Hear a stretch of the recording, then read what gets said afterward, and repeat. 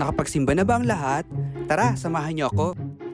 Sa ikaunang araw ng Oktubre, sa ganap na ika-9 ng umaga, ay ginanap ang banal na misa para sa mga kabataan. Ang misa ay pinamunuan ni Monsignor Jeronimo Reyes, ang rektor at kura paroko ng Dambana at parokya ng Santo Niño de Tondo. Kaugnay ng pagdiriwang ay naganap din ang panunumpa ng mga bagong kawani ng Parish Youth Ministry.